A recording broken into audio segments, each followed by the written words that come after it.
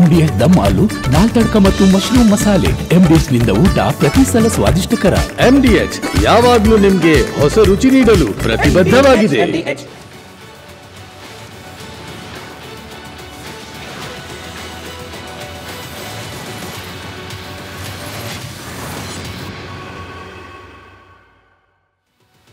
ನಮಸ್ಕಾರ, ನೀವು ನೋಡ್ತಾ ಇದ್ದೀರಾ ಕರ್ನಾಟಕ ಪ್ರೈಮ್ ಟೈಮ್. ನಾನು ಸ್ಮಿತಾ ರಂಗನಾಥ್. ಇವತ್ತಿನ ಕರ್ನಾಟಕ ಪ್ರೈಮ್ ಟೈಮ್ನಲ್ಲಿ ಕನ್ನಡ ಮಾತನಾಡಲಿಕ್ಕೆ ದರ್ಪ ತೋರಿದ ಬ್ಯಾಂಕ್ನ ಮ್ಯಾನೇಜರ್, ಆಕೆಯ ಟ್ರಾನ್ಸ್ಫರ್ ಕಹಾನಿ.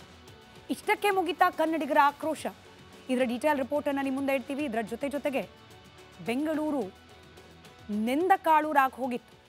3 ದಿನ ಆದ ಮೇಲೆ ಅಂತೂ ಇಂತೂ ಬಿಡುವು ಮಾಡಿಕೊಂಡು ನಮ್ಮ ಮುಖ್ಯಮಂತ್ರಿಗಳು, ಉಪಮುಖ್ಯಮಂತ್ರಿಗಳು ನೆಂದ ಬದುಕನ್ನು, ಬೆಂಗಳೂರಿನ ಜನರ ಬವಣೆಯನ್ನು ನೋಡಲಿಕ್ಕೆ ಅಂತ ಬಂದರು. ಆದರೆ ಹೆಂಗೆ ಬಂದರೂ ಅಷ್ಟೇ ವೇಗವಾಗಿ ಹೊರಟೋದು. ಬೆಂಗಳೂರಿಗರ ಆಕ್ರೋಶ ಮತ್ತಷ್ಟು ಹೆಚ್ಚಾಗಲಿಕ್ಕೆ ಕಾರಣವಾಯಿತು ಇವತ್ತಿನ CM ಹಾಗೆ DCM ಅವರ ಸಿಟಿ ರೌಂಡ್ಸ್. ಇದರ ಡೀಟೇಲ್ಸನ್ನು ಕೂಡ ಗಮನಿಸೋಣ. ಜೊತೆಗೆ ನಮ್ಮ ರಾಜ್ಯದಲ್ಲೇನೆ ಕಾಡಂಚಿನ ಗ್ರಾಮಗಳಲ್ಲಿ ಅನೇಕ ಮಂದಿ ಈ ದಿನಕ್ಕೂ ಕೂಡ ಆನೆ ದಾಳಿಯಿಂದ ಜೀವವನ್ನೇ ಕಳ್ಕೊಳ್ತಿದ್ದಾರೆ.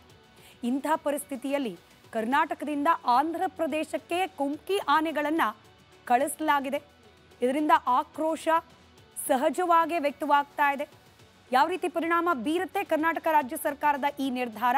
ಇದರ ಡೀಟೇಲ್ಸನ್ನು ಕೂಡ ಗಮನಿಸೋಣ. ಅದರ ಜೊತೆಗೆ ನಿಮ್ಮೆಲ್ಲರ ಇತ್ತೀಚಿನ ದಿನಗಳ ಹಾಟ್ ಫೇವ್ರೇಟ್ ಸಬ್ಜೆಕ್ಟ್ ಪಾಕಿಸ್ತಾನದಲ್ಲಿ ಏನಾಗ್ತಾ ಇದೆ, ಯಾವ ರೀತಿ ಸುಳ್ಳು ಸಂಭ್ರಮವನ್ನು ಆಚರಿಸ್ತಾ ಇದ್ದಾರೆ. ಇದರ ಜೊತೆಗೆ ಪಾಕಿಸ್ತಾನದ ಹುಂಬತನವನ್ನು ಹುಟ್ಟಡಗುವಂತೆ ಮಾಡಿದ ಭಾರತದ ಸೇನಾಪಡೆಯ ಹೆಮ್ಮೆಯ ಶಸ್ತ್ರಾಸ್ತ್ರಗಳ ಡೀಟೇಲ್ಸನ್ನು ಕೂಡ ಇವತ್ತಿನ ಕರ್ನಾಟಕ ಪ್ರೈಮ್ ಟೈಮ್ನಲ್ಲಿ ನಿಮ್ಮ ಮುಂದೆ ಇಡ್ತಾ ಹೋಗ್ತೀವಿ. ಎಲ್ಲ ಸುದ್ದಿಯ ಡೀಟೇಲ್ ರಿಪೋರ್ಟನ್ನು ನಿಮ್ಮ ಮುಂದೆ ಇಡ್ತೀವಿ. ಅದಕ್ಕಿಂತ ಮುಂಚೆ ಈ ಕ್ಷಣದ ಹೆಡ್ಲೈನ್ಸ್. ಬೆಂಗಳೂರು ಜನಕ್ಕೆ ಭಾರಿ ಮಳೆ ಭಯ, ಆದರೂ ನಾಮಕೆ ವಾಸ್ತೆ ಸಿಟಿ ರೌಂಡ್ಸ್ ಮಾಡಿದ ಸಿದ್ದರಾಮಯ್ಯ. ರೆಡ್ ಕಾರ್ಪೆಟ್ ಹಾಕಿದ್ದಕ್ಕೆ ಸಿಡಿದೆದ್ದ ಕಮಲಪಾಳಯ. ಮತ್ತೆ ಸದ್ದು ಮಾಡ್ತಾ ಇದೆ ರಣ್ಯಾರಾವ್ ಕೇಸ್. ಪರಮೇಶ್ವರ್ ಕಾಲೇಜಿನಲ್ಲಿ ಇಡಿ ತಲಾಶ್. ಹೂಡಿಕೆ ಸತ್ಯವಾದ್ರೆ ಗೃಹ ಮಂತ್ರಿಗೆ ಸಂಕಷ್ಟ ಫಿಕ್ಸ್. ಆಂಧ್ರಕ್ಕೆ ಭರ್ಜರಿ ಗಿಫ್ಟ್ ಕೊಟ್ಟ ಸಿದ್ದು ಸರ್ಕಾರ. ತೆಲುಗು ನಾಡಿಗೆ ಕುಮ್ಕಿ ಆನೆಗಳ ಹಸ್ತಾಂತರ. CM ನಡೆಗೆ ಪರಿಸರವಾದಿಗಳ ಅಪಸ್ವರ. ಜಿನಾಲ್ಯಾಂಡ್ಗೆ ಭಾರತದಿಂದ ಹಲವು ಕಂಡೀಷನ್. ಉಗ್ರರನ್ನ ಕೇಳಿದ್ದಕ್ಕೆ ಕಂಗಾಲಾದ ಪಾಕಿಸ್ತಾನ್. ದಾಳಿ ಮಾಡ್ತೀವಿ ಎಂದಿದ್ದಕ್ಕೆ ಮತ್ತೆ ಟೆನ್ಷನ್. ಸೂರ್ಯನಗರ SBI ಮ್ಯಾನೇಜರ್ ಉದ್ದಟತನ. ಕರ್ನಾಟಕ ರಕ್ಷಣಾ ವೇದಿಕೆಯಿಂದ ಕದನ. ಕರ್ನಾಟಕದಿಂದಲೇ ಎತ್ತಂಗಡಿ ಮಾಡೋಕೆ ಬ್ಯಾಂಕ್ ತೀರ್ಮಾನ.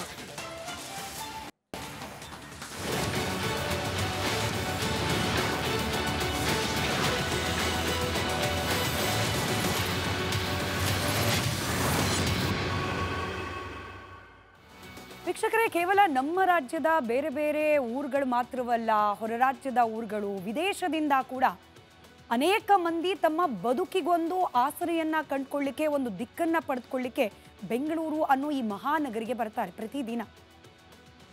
ಭಾಷೆ ಗೊತ್ತಿಲ್ಲದವರಿಗೆ, ಬದುಕಿನ ಅರ್ಥ ಗೊತ್ತಿಲ್ಲದವರಿಗೆ, ದುಡಿಯೋಕೊಂದು ಮಾರ್ಗ ಇಲ್ಲದವರಿಗೆ ಬೆಂಗಳೂರು ಬದುಕನ್ನು ಕಟ್ಕೊಟ್ಟಿರುವ ಊರು. ಇಲ್ಲಿನ ವ್ಯವಸ್ಥೆಗಳು ಜನರಿಗೆ ಕೇವಲ ದುಡಿಯುವ ದಾರಿ ಮಾತ್ರವಲ್ಲ, ಉಜ್ವಲ ಭವಿಷ್ಯದ ಕನಸನ್ನು ಕೂಡ ಕಟ್ಕೊಡ್ಲಿಕ್ಕೆ ಬೇಕಾದ ಎಲ್ಲ ವ್ಯವಸ್ಥೆ ಬೆಂಗಳೂರಿನಲ್ಲಿದೆ. ಇದೇ ಕಾರಣಕ್ಕೇನೆ ಜನ ಬೇರೆ ಬೇರೆ ದೇಶಗಳಿಂದಲೂ ಕೂಡ ಬೆಂಗಳೂರನ್ನ ಹುಡುಕಿ ಬರ್ತಾರೆ, ಇಲ್ಲಿ ಬದುಕನ್ನು ಕಟ್ಕೊಳ್ಬೇಕು ಅಂತ ಬಯಸ್ತಾರೆ. ಆದರೆ ಸಣ್ಣದೊಂದು ಮಳೆ ಬೆಂಗಳೂರಿನ ಮಾನ ಮರ್ಯಾದೆಯನ್ನು ಅಂತಾರಾಷ್ಟ್ರೀಯ ಮಟ್ಟದಲ್ಲಿ ಹರಾಜು ಹಾಕ್ತಲೇ ಇರುತ್ತೆ. BJP ಸರ್ಕಾರ ಇದ್ದಾಗಲೂ ಇದೇ ಕತೆ, ಕಾಂಗ್ರೆಸ್ ಸರ್ಕಾರ ಬಂದ ಮೇಲೂ ಕೂಡ ಇದೇ ಕತೆ. 2 ದಿನ ಸುರಿದ ಮಳೆ, 3ನೇ ದಿನ ಇವತ್ತಿಗೂ ಕೂಡ ಬೆಂಗಳೂರಿನ ಅನೇಕ ಪ್ರತಿಷ್ಠಿತ ಬಡಾವಣೆಗಳಲ್ಲಿ ಮನೆಗೆ ನುಗ್ಗಿದ ನೀರು ಇಂಗಿಲ್ಲ. ರಸ್ತೆ ಮೇಲಿರುವ ನೀರು ಕೊಳೆತು ವಾಸನೆ ಬರ್ತಾ ಇದ್ರು, ಅದನ್ನ ತಳ್ಳೋದೆಲ್ಲಿಗೆ ಅನ್ನೋದಕ್ಕೆ ಪರಿಹಾರ ಸಿಗ್ತಾ ಇಲ್ಲ. ಜನಪ್ರತಿನಿಧಿಗಳು ಇಂಥ ಸಂದರ್ಭದಲ್ಲಿ ಬರಬೇಕು ಅಂತ ಜನ ಯಾಕೆ ನಿರೀಕ್ಷೆ ಮಾಡ್ತಾರೆ? ಕೇವಲ ಅಧಿಕಾರಿಗಳು ಬಂದ್ಬಿಟ್ರೆ ತೇಪೆ ಹಚ್ಚೋ ಕಾರ್ಯ ಮಾಡ್ತಾರೆ, ಪರಿಸ್ಥಿತಿಯನ್ನು ಗಂಭೀರವಾಗಿ ತೆಗೆದುಕೊಳ್ಳೋದಿಲ್ಲ. ಆದರೆ ಒಬ್ಬ ಮುಖ್ಯಮಂತ್ರಿಯೋ ಉಪಮುಖ್ಯಮಂತ್ರಿಯೋ ಅಥವಾ ಸಚಿವರೋ ಆ ಜಾಗಕ್ಕೆ ಬಂದರೆ ಅಟ್ಲೀಸ್ಟ್ ಅವ್ರು ಬರ್ತಿದ್ದಾರೆ ಅನ್ನೋ ಕಾರಣಕ್ಕಾದರೂ ಅಧಿಕಾರಿಗಳು ಅಲರ್ಟ್ ಆಗ್ತಾರೆ, ಶಾಶ್ವತ ಪರಿಹಾರಕ್ಕೆ ನಾವು ಡಿಮ್ಯಾಂಡ್ ಮಾಡಬಹುದು. ಈ ರೀತಿಯಾದ ನಿರೀಕ್ಷೆ ಜನಸಾಮಾನ್ಯರದು. ಮೂರು ದಿನ ಆಗೋಯ್ತು, ಆದರೆ ನಮ್ಮ ಸರ್ಕಾರದ ಪ್ರತಿನಿಧಿಗಳಿಗೆ ಪುರ್ಸೊತ್ತೇ ಇರಲಿಲ್ಲ.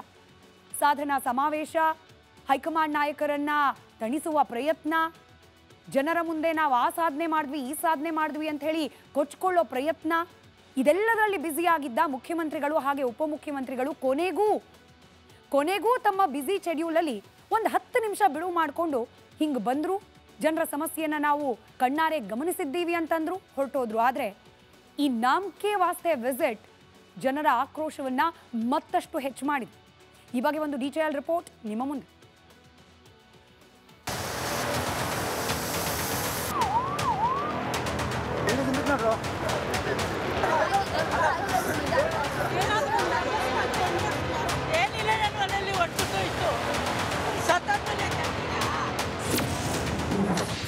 ನಿರಂತರ ವರ್ಷದವರೆಗೆ ತತ್ತರಿಸಿದ ಬೆಂಗಳೂರು. ಸಿಎಂ ಡಿಸಿಎಂ ನಾಮಕಾವಾಸ್ತೆ ಸಿಟಿ ರೌಂಡ್ಸ್.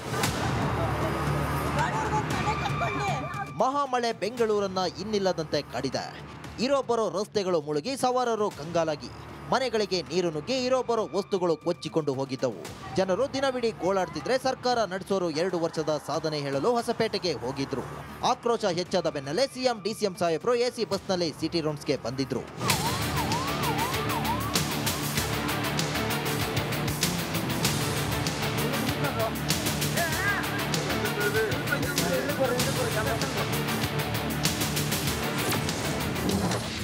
ಅಬ್ಬಬ್ಬ, ಸಿಎಂ ಡಿಸಿಎಂಗೆ ರೆಡ್ ಕಾರ್ಪೆಟ್.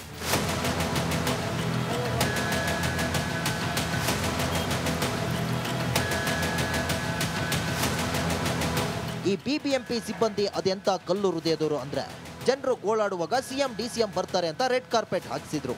ಯಾವಾಗ ಜನರು ಮೀಡಿಯಾ ಕ್ಯಾಕರಿಸಿ ಉಗಿದ್ರು, ರೆಡ್ ಕಾರ್ಪೆಟ್ ತೆಗೆಸಿಬಿಟ್ರು.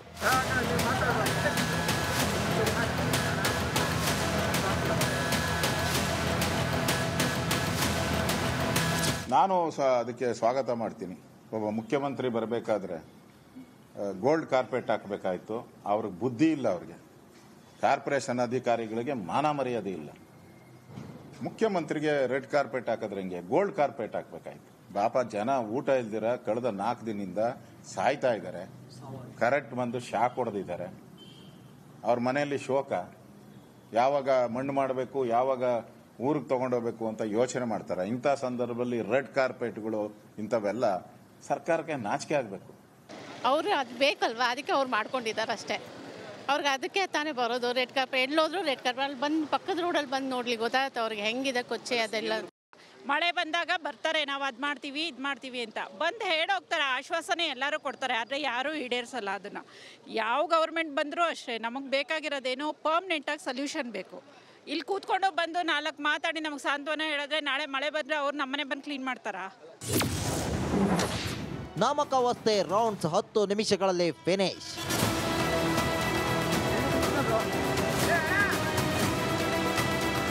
ಮೂರು ದಿನದ ನಂತರ ಮಳೆ ಹಾನಿ ಸ್ಥಳ ವೀಕ್ಷಣೆಗೆ ಬಂದ ಸಿಎಂ ಡಿಸಿಎಂ ನೆಟ್ಟಗೆ ಜನರ ಸಮಸ್ಯೆ ಆಲಿಸಲೇ ಇಲ್ಲ.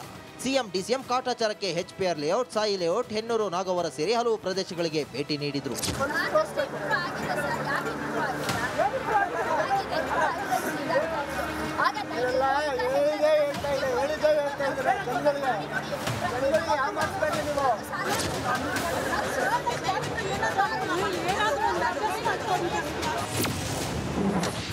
ಸಿಎಂ ಸಿದ್ದರಾಮಯ್ಯ ಮೇಲೆ ಸಾರ್ವಜನಿಕರ ಆಕ್ರೋಶ. ಸಿಟಿ ರೌಂಡ್ಸ್ಗೆ ಬಂದ ಸಿಎಂ ಹಾಗೂ ಸಚಿವರ ಮೇಲೆ ಸಾಯಿ ಲೇಔಟ್ನ ನಿವಾಸಿಗಳು ತೀವ್ರ ಆಕ್ರೋಶ ವ್ಯಕ್ತಪಡಿಸಿದ್ದಾರೆ. ಬನ್ನಿ, ಮಳೆಯಿಂದ ತೊಂದರೆಯಾದ ಮನೆಗಳಿಗೆ ಭೇಟಿ ನೀಡಿ, ದೂರದಿಂದ ನೋಡಿದ್ರೆ ನಿಮಗೆ ಏನು ಗೊತ್ತಾಗುತ್ತೆ ಎಂದು ಸ್ಥಳೀಯ ಮಹಿಳೆಯರು ಸಿಎಂಗೆ ಆಗ್ರಹಿಸಿದ್ರು. ಇಲ್ಲೆಲ್ಲ ತುಂಬ ಚೆನ್ನಾಗಿ ಮಾಡಿಬಿಟ್ಟಿದ್ದಾರೆ, ಒಳಗಡೆ ಬಂದು ನೋಡಬೇಕು ಪರಿಸ್ಥಿತಿನ. ಇದು BDA ಲೇಔಟ್ ಅನ್ನಲ್ಲ ಯಾರೂ. ಅಲ್ಲ, ಇದು ರೆಡ್ ಕಾರ್ಪೆಟ್, ಅವ್ರು ಎಲ್ಲಿ ಹೋದ್ರೂ ರೆಡ್ ಕಾರ್ಪೆಟ್ ಬರುತ್ತೆ. ನಮ್ಮದು ಪರಿಸ್ಥಿತಿ ಅಲ್ಲಿ ನೋಡಿ ಬನ್ನಿ. ನಿನ್ನೆ ಆ್ಯಕ್ಚುಲಿ ನನ್ನ ಹಸ್ಬೆಂಡ್ ಡಾಕ್ಟ್ರು 8 ಕೇಸ್ ಫಿಕ್ಸ್ ಆಗಿತ್ತು. ಆ ಎಲ್ಲ ಕೇಸನ್ನು ಕ್ಯಾನ್ಸಲ್ ಮಾಡಿ ಆ ಪೇಷಂಟ್ಸ್ ವಾಪಸ್ ಮನೆಗೆ ಹೋಗೋ ಥರ ಆಯಿತು. ಇಲ್ಲ ಬಂದು ಹೋಗೋದ್ರಿಂದ ಏನಾಗುತ್ತೆ? ಫಂಡ್ ರಿಲೀಸ್ ಮಾಡಬೇಕು, ಆಗೋ ಕೆಲಸ ಆಗಬೇಕಲ್ವಾ. ಸೂರು ಕಳೆದುಕೊಂಡವರಿಗೆ ಕೇವಲ 2500 ರು. ಪ್ರವಾಹದಲ್ಲಿ ಸೂರು ಕಳೆದುಕೊಂಡವರಿಗೆ NDRF ಕಾಯ್ದೆ ಅಡಿಯಲ್ಲಿ ಒಂದು ಮನೆಗೆ 2,500 ರೂಪಾಯಿ ಪರಿಹಾರ ನೀಡೋದಾಗಿ ಪೂರ್ವ ವಲಯ ಆಯುಕ್ತೆ ಸ್ನೇಹಲ್ ಹೇಳಿದ್ರು. ಈ ದುಡ್ಡಲ್ಲಿ ಮನೆ ಕ್ಲೀನ್ ಮಾಡೋಕ್ಕೂ ಆಗಲ್ಲ ಅಂತ ಜನ ರೊಚ್ಚಿಗೆದ್ದಿದ್ದಾರೆ. ನಮಗೆ ದುಡ್ಡಿನ ಅಗತ್ಯ ಇಲ್ಲ. ನಮ್ಗೆ ಮಳೆ ಒಳಗೆ ನಾವು ಮನೆ ಒಳಗೆ ನೀರು ನಿಂತ್ಕೊಂಡು ರಾತ್ರಿ ಇಡೀ ಕಾಲ ಹಾಕಿದ್ದೀವಿ ನಾವು. ನಮ್ಗೆ ಅದು ಒಂದು ಸರಿ ಮಾಡಿಕೊಟ್ರೆ ನಮಗೆ ಸಾಕು. ದುಡ್ಡಿಂದು 2,500 ರೂಪಾಯಿ ಪರಿಹಾರ ಕೊಡ್ತಿದ್ದಾರೆ ಅಂತ ಹೇಳಿ ಬೇಡ ನಮಗೆ ಪರಿಹಾರನೂ ಬೇಡ, ಏನು ಬೇಡ. ನಮ್ಮದು ಪ್ರಾಬ್ಲಮ್ ಸಾಲ್ವ್ ಮಾಡಿದ್ರೆ ಸಾಕು ನಮಗೆ. ಬೊಮ್ಮಯ್ಯ ಅವರಿದ್ದಾಗಲೂ ಬಂದೋಗಿದ್ರು, ಆಶ್ವಾಸನೆ ಕೊಟ್ಟೋಗಿದ್ರು ಮಾಡ್ತೀವಿ ಅಂತ. ಏನೂ ಆಗಿಲ್ಲ ಇನ್ನೂವರೆಗೂ. ನೋಡ್ತಾ ಇದ್ದೀರಲ್ಲ, ಇಲ್ಲಾಂದ್ರೆ ನಾವೇನಕ್ಕೆ ಇಲ್ಲಿ ಬಂದ್ಬಿಟ್ಟು ನಿಂತ್ಕೊಳ್ತಿರ್ತಿದ್ವಿ. ಏನೂ ಸಮಸ್ಯೆ ಪರಿಹಾರ ಆಗ್ತಾನೆ ಇಲ್ಲ. ಕಾರ್ಯ ಪ್ರಗತಿ ಮುಂದೆ ಆಗ್ತಾನೆ ಇಲ್ಲ. ರೋಡ್ ನೋಡ್ಬೋದು, ರೋಡ್ ಮೇಲೆ ಇರೋ ಸಿಲ್ಟ್ ನೋಡ್ಬೋದು, ಮನೆ ಒಳಗಡೆ ಚರಂಡಿ ನೀರು ಬಂದಿರೋದು. ಮಳೆ ನೀರು ಬಂದಿದ್ರೆ ಓಕೆ ಸರ್, ನಾವು ಅರ್ಥ ಮಾಡ್ಕೊಳ್ತೀವಿ, ಪರವಾಗಿಲ್ಲ. ಎಲ್ಲಂತ ಹೋಗುತ್ತೆ ನೀರು, ಎಲ್ಲ ಕಡೆ ಸಿಮೆಂಟ್ ರೋಡು. ಚರಂಡಿ ನೀರು ಬಂದರೆ ಮನೆ ಒಳಗಡೆ ಇರೋದು ಹೇಗೆ ಸರ್? ಊಟ ಹೇಗೆ ಮಾಡ್ತೀರಾ? ಮಹಾಮಳೆಗೆ ಮತ್ತೋರ್ವ ವ್ಯಕ್ತಿ ದುರ್ಮರಣ. ಕೋರಮಂಗಲದ ಸೌಭಾಗ್ಯ ಸ್ಟೋರ್ ಬಳಿ ಮರ ಬಿದ್ದು ಓರ್ವ ವ್ಯಕ್ತಿ ಸಾವನ್ನಪ್ಪಿದ್ದಾನೆ. Bureau report, Republic Kannada. ಸರ್ಕಾರಕ್ಕೆ ಲೆಕ್ಕ ಕೊಡೋ ಅಧಿಕಾರಿಗಳಿಗೆ ಅದೇನು ಗಣಿತ ಅರ್ಥ ಆಗುತ್ತೋ ಇಲ್ವೋ ಗೊತ್ತಿಲ್ಲ. 2,500 ರೂಪಾಯಿ ಪರಿಹಾರ ಅಂತ ಬೇಸಿಕ್ ಕ್ಯಾಲ್ಕುಲೇಷನ್ ಕ್ವಿಕ್ಕಾಗಿ ಮಾಡಿಬಿಡೋಣ. ಮನೆಯ ಒಳಗಡೆ ಚರಂಡಿ ನೀರು ನುಗ್ಗಿದೆ ಅಂದರೆ ಅದನ್ನು ಪಂಪೌಟ್ ಮಾಡಲಿಕ್ಕೆ ಪಂಪು ಬಾಡಿಗೆಗೆ ತರೋಣ, ನಾವು ಕೊಂಡ್ಕೊಂಡು ಬರೋದು ಬೇಡ. ಜೊತೆಗೆ ಒಂದು ಮಾಪು, ಒಂದು ಬಕೆಟು, ಜೊತೆಗೆ ಡಿಸ್ಇನ್ಫೆಕ್ಟರ್, ಇದಿಷ್ಟು ಲೆಕ್ಕ ಹಾಕಿದ್ರು ಕೂಡ 2,500 ರೂಪಾಯಿ ಸಾಕಾಗೋದಿಲ್ಲ. ಯಾರು ಲೆಕ್ಕ ಕೊಟ್ಟರು 2,500 ರೂಪಾಯಿ ಕೊಟ್ಬಿಡಿ ಒಂದು ಮನೆಗೆ ಅಂತ ಹೇಳಿ? ಅದಕ್ಕೇನೆ ಜನ ಇವತ್ತು ನಿಮ್ಮ ಪರಿಹಾರ ನೀವೇ ಜೇಬಲ್ಲಿ ಇಟ್ಕೊಳ್ಳಿ ಅಂತ ಹೇಳಿ ಈ ಪದ ಬಳಸಿದ್ರೆ ಕೆಲವ್ರಿಗೆ ಬೇಜಾರಾಗತ್ತೆ. ಆದರೆ ಜನ ಮಾಡ್ತಿರೋದೇ ಕ್ಯಾಕರ್ಸ್ ಉಗಿತಾ ಇದ್ದಾರೆ, ನಿಮ್ಮ ಪರಿಹಾರ ಯಾರಿಗೆ ಬೇಕು ಅಂತ ಹೇಳಿ. ಬೆಂಗಳೂರಿನಲ್ಲಿ ಮಳೆ ಬಂದಿದ್ದಕ್ಕೆ 4 ಜನ ಪ್ರಾಣವನ್ನೇ ಕಳ್ಕೊಂಡಿದ್ದಾರೆ.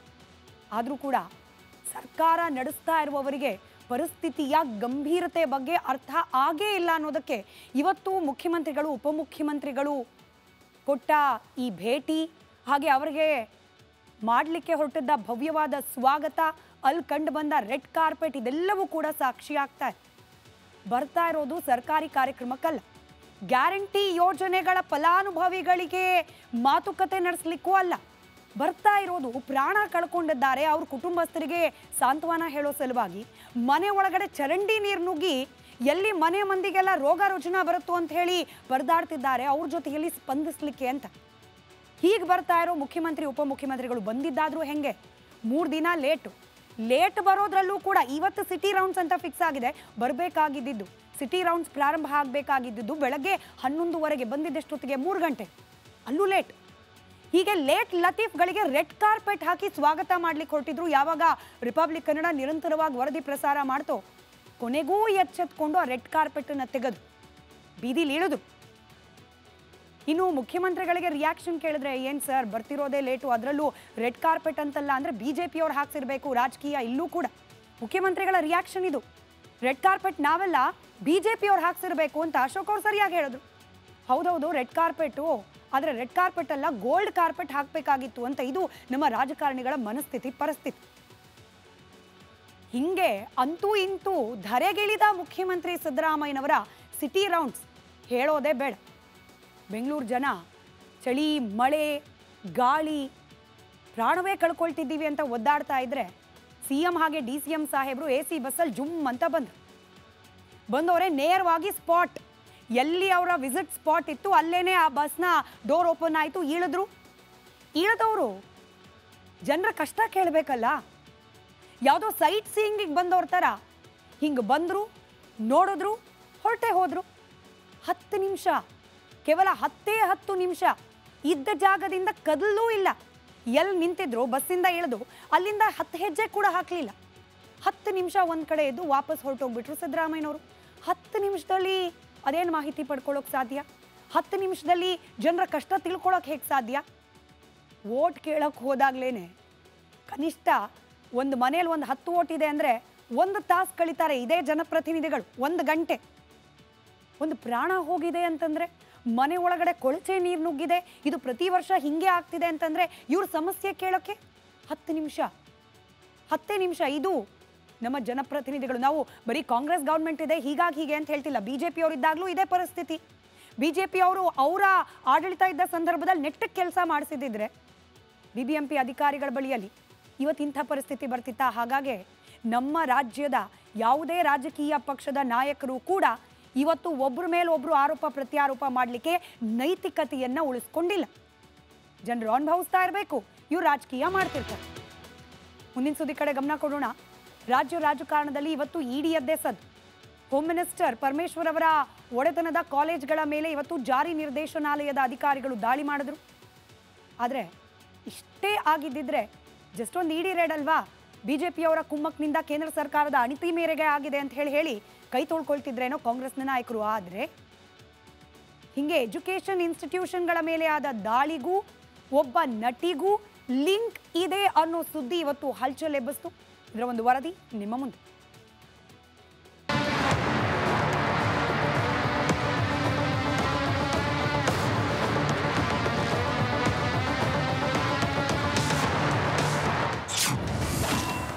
ಗೃಹ ಸಚಿವ ಡಾಕ್ಟರ್ ಜಿ ಪರಮೇಶ್ವರ್ಗೆ ಇಡಿ ಶಾಕ್.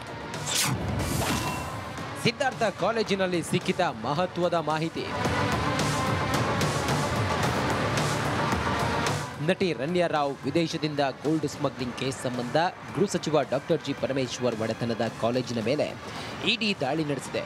ತುಮಕೂರಿನ ಹೆಗ್ಗೆರೆ ಬಳಿ ಇರುವ ಸಿದ್ಧಾರ್ಥ ಮೆಡಿಕಲ್ ಕಾಲೇಜು ಹಾಗೂ SSIT ಇಂಜಿನಿಯರಿಂಗ್ ಕಾಲೇಜಿನಲ್ಲಿ ಅಧಿಕಾರಿಗಳು ಪರಿಶೀಲನೆ ನಡೆಸುತ್ತಿದ್ದಾರೆ. ರನ್ಯಾ ರಾವ್ ಸಿದ್ಧಾರ್ಥ್ ಕಾಲೇಜಿಗೂ ಏನು ಲಿಂಕ್? ವಿದೇಶದಿಂದ ಅಕ್ರಮವಾಗಿ ಬಂಗಾರ ಸಾಗಿಸುತ್ತಿದ್ದ ನಟಿ ರನ್ಯಾ ರಾವ್ ಹಾಗೂ ಮೆಡಿಕಲ್ ಕಾಲೇಜಿನ ಮಧ್ಯೆ ಹಣ ವರ್ಗಾವಣೆ ನಡೆದಿದೆ ಎನ್ನಲಾಗುತ್ತಿದೆ. ಅದೇ ಕಾರಣಕ್ಕೆ ಇಡಿ ಅಧಿಕಾರಿಗಳು ದಾಳಿ ನಡೆಸಿ ಪರಿಶೀಲನೆ ನಡೆಸಿದ್ದಾರೆ. ಕಾಲೇಜಿನ ಹಣದ ವ್ಯವಹಾರದ ದಾಖಲೆಗಳನ್ನು ತಡಕಾಡಿದ್ದಾರೆ.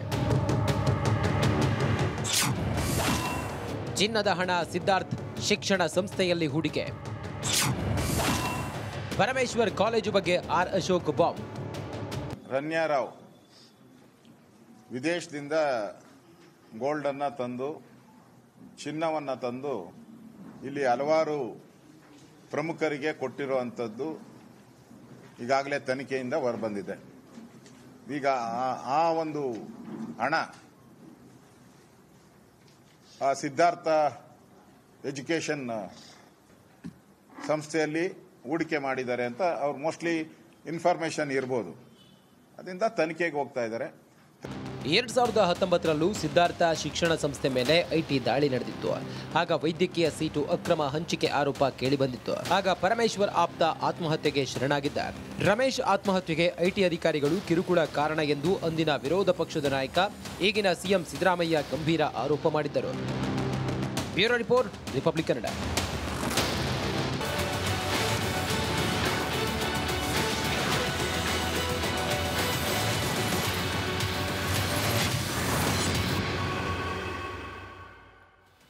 Welcome back. ಬ್ರೇಕ್ಗಿಂತ ಮುಂಚೆ ನಾವು ಡಾಕ್ಟರ್ ಜಿ ಪರಮೇಶ್ವರ್ ಅವರಿಗೆ ಸಂಬಂಧಪಟ್ಟ ಶಿಕ್ಷಣ ಸಂಸ್ಥೆಗಳ ಮೇಲಾದ ಜಾರಿ ನಿರ್ದೇಶನಾಲಯದ ದಾಳಿ ಬಗ್ಗೆ ಮಾಹಿತಿ ಕೊಡ್ತಾ ಇದ್ದೆ. ರನ್ಯಾ ರಾವ್ ಚಿನ್ನ ಕದ್ದ ಪ್ರಕರಣಕ್ಕೂ ಹಾಗೆ ಗೃಹ ಸಚಿವರ ಈ ಎಜುಕೇಷನಲ್ ಇನ್ಸ್ಟಿಟ್ಯೂಷನ್ಗಳ ಮೇಲಾಗಿರುವ ದಾಳಿಗೂ ಸಂಬಂಧ ಹೇಗೆ? ಅಸಲಿಗೆ ಗೃಹ ಸಚಿವ ಪರಮೇಶ್ವರ್ ಅವರ ಬಗ್ಗೆ ಜಾರಿ ನಿರ್ದೇಶನಾಲಯಕ್ಕೆ ಅನುಮಾನ ಬಂದಿದ್ದು ಯಾಕೆ? ಇದನ್ನು ಗಮನಿಸ್ತಾ ಹೋದಾಗ ನಟಿ ರನ್ಯಾ ರಾವ್ ಚಿನ್ನ ಕಳ್ಳ ಸಾಗಾಣೆ ಕೇಸ್ ಇದರ ತನಿಖೆ ನಡೀತಾ ಇದೆ. ನಿನ್ನೆಯಷ್ಟೇ ಆಕೆಗೆ ಬೇಲ್ ಸಿಕ್ಕಿದೆ. ಇಷ್ಟು ದಿನ ಜೈಲೂಟವನ್ನು ಅನುಭವಿಸಿದ್ರು ರನ್ಯಾ. ಬೇಲ್ ಸಿಕ್ಕ ಮರುದಿನವೇ ಪರಮೇಶ್ವರ್ ಅವರಿಗೆ ಸಂಬಂಧಪಟ್ಟ ಸಂಸ್ಥೆಗಳ ಮೇಲೆ ದಾಳಿ ಮಾಡಲಾಗಿದೆ.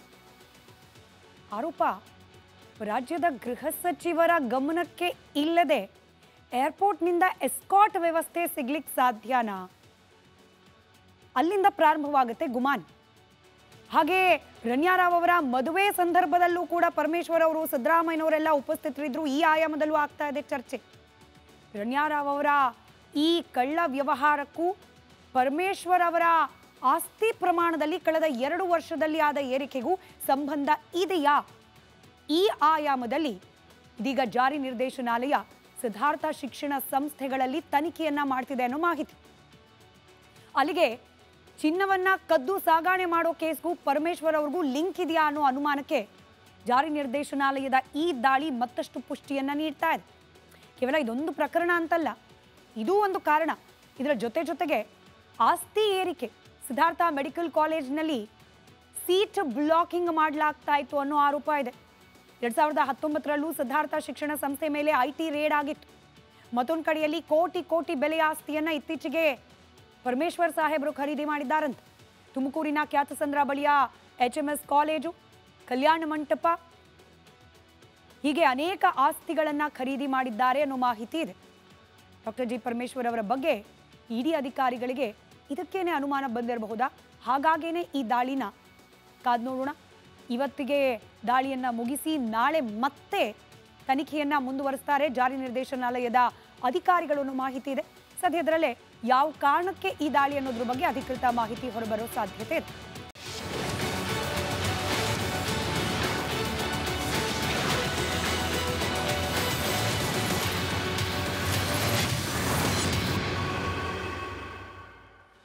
Welcome back. ಕಳೆದ ಕೆಲ ತಿಂಗಳುಗಳಿಂದ ಆಂಧ್ರ ಪ್ರದೇಶ ಸರ್ಕಾರ ಕರ್ನಾಟಕದಿಂದ ಆನೆಗಳನ್ನ ಕೇಳ್ತಾ ಇತ್ತು. ಕೊನೆಗೂ ಸಿದ್ದರಾಮಯ್ಯ ಸರ್ಕಾರ ಆಂಧ್ರಕ್ಕೆ ಆನೆಗಳನ್ನ ನೀಡಿದೆ. ಆನೆ ಕೇಳಿದ್ಯಾಕೆ, ಕೊಟ್ಟದ್ಯಾಕೆ, ಅದರ ಡೀಟೇಲ್ಸ್ ಜೊತೆಗೆ ಹಿಂಗೆ ಕರ್ನಾಟಕದಿಂದ ಆಂಧ್ರಕ್ಕೆ ಆನೆ ಕೊಟ್ಟ ವಿಚಾರ ಇದೀಗ ವಿವಾದಕ್ಕೂ ಕಾರಣವಾಗಿದೆ. ಅದ್ಯಾಕೆ ವಿವರಿಸುತ್ತೆ ಈ ವರದಿ.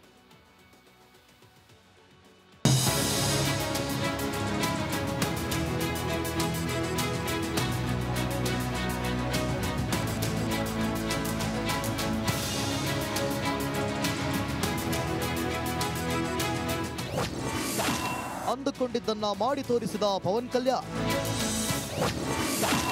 ಆಂಧ್ರಕ್ಕೆ 5 ಕುಮ್ಕಿ ಆನೆಗಳನ್ನು ಕೊಟ್ಟ ರಾಜ್ಯ ಸರ್ಕಾರ.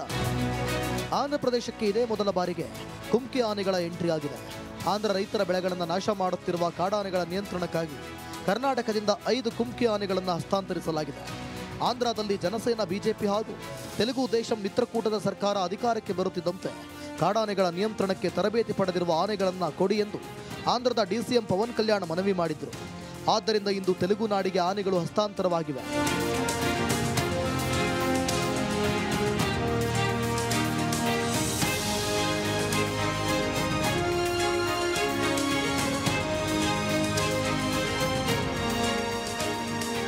ಸಿಎಂ ಸಿದ್ದರಾಮಯ್ಯ ಸರ್ಕಾರ ಆಂಧ್ರ ಪ್ರದೇಶಕ್ಕೆ 4 ಕುಮ್ಕಿ ಆನೆ ಹಸ್ತಾಂತರ ಮಾಡಿದೆ. ವಿಧಾನಸೌಧ ಮುಂಭಾಗದ ಭವ್ಯ ಮೆಟ್ಟಿಲುಗಳ ಮೇಲೆ ಈ ಕಾರ್ಯಕ್ರಮ ನಡೆದಿದೆ. DCM ಪವನ್ ಕಲ್ಯಾಣ್ ಆನೆಗಳ ಹಸ್ತಾಂತರಿಸುವ ದಾಖಲೆಯನ್ನ ಸ್ವೀಕಾರ ಮಾಡಿದ್ದಾರೆ. ಜೂನಿಯರ್ ಅಭಿಮನ್ಯು, ರಂಜನ್, ಕೃಷ್ಣ, ದೇವ ಆನೆಗಳಿಗೆ ಪೂಜೆ ನೆರವೇರಿಸಿ ಯುದ್ಧಕ್ಕೆ ಹೋಗೋ ಸೈನಿಕರಂತೆ ಆಂಧ್ರ ಪ್ರದೇಶಕ್ಕೆ ಕಳುಹಿಸಿಕೊಡಲಾಗಿದೆ. ಮಹೇಂದ್ರ ಆನೆ ಕುಮ್ಕಿ ಆನೆಗಳ ಬೆಂಬಲಕ್ಕೆ ಬಂದಿದ್ದು ಆಂಧ್ರ ಪ್ರದೇಶಕ್ಕೆ ಕಳಿಸಿದ ಬಳಿಕ ವಾಪಸ್ ಆಗಲಿವೆ. ಕರ್ನಾಟಕಕ್ಕೆ ಧನ್ಯವಾದ ಹೇಳಿದ ಪವನ್ ಕಲ್ಯಾಣ್. ಕರ್ನಾಟಕದ ಜನತೆಗೆ ಹಾಗೂ ಸರ್ಕಾರಕ್ಕೆ ಈ ಉದಾತ್ತವಾದ ಉಡುಗೊರೆಗಾಗಿ ನಾವು ಕೃತಜ್ಞತೆ ಸಲ್ಲಿಸುತ್ತೇವೆ. ಈ ಉಡುಗೊರೆಗಷ್ಟೇ ಅಲ್ಲ, ಪರಿಸರ ಸಂರಕ್ಷಣೆಯ ಬಾಂಧವ್ಯದಲ್ಲಿ ನಮ್ಮೊಂದಿಗೆ ನಿಂತಿದ್ದಕ್ಕಾಗಿ ಹೃದಯಪೂರ್ವಕ ಧನ್ಯವಾದಗಳನ್ನು ತಿಳಿಸುತ್ತೇವೆ. With this cooperation the forest of both States will become more secure. ಈ ಸಹಕಾರದಿಂದ 2 ರಾಜ್ಯಗಳು ಅರಣ್ಯಗಳು ಹೆಚ್ಚು ಸುರಕ್ಷಿತವಾಗುತ್ತವೆ. ಇತ್ತೀಚಿನ ದಿನಗಳಲ್ಲಿ ಮಾನವ ಮತ್ತು ಆನೆ ಸಂಘರ್ಷ ಜಾಸ್ತಿ ಆಗಿದೆ. ಈ ತಡೆಗಟ್ಟಲಿಕ್ಕೆ ಎಲ್ಲ ರಾಜ್ಯಗಳ ಕೋಆಪರೇಷನ್ ಕೂಡ ಬೇಕಾಗ್ತದೆ. ಈ ಕೋಆಪರೇಷನ್ ಬೇಕಾದ್ರೆ ಈ ಬೇರೆ ಬೇರೆ ರಾಜ್ಯಗಳ ಜೊತೆ ಕೋಆರ್ಡಿನೇಷನ್ ಇದ್ರೆ ಮಾತ್ರ ಈ ಆನೆ ಮತ್ತು ಮಾನವ ಸಂಘರ್ಷವನ್ನ ಕಡಿಮೆ ಮಾಡಲಿಕ್ಕೆ ಸಾಧ್ಯ ಆಗ್ತದೆ. ಕುಮ್ಕಿ ಆನೆ ಹಸ್ತಾಂತರಕ್ಕೆ ಪರಿಸರವಾದಿಗಳ ಕಿಡಿ.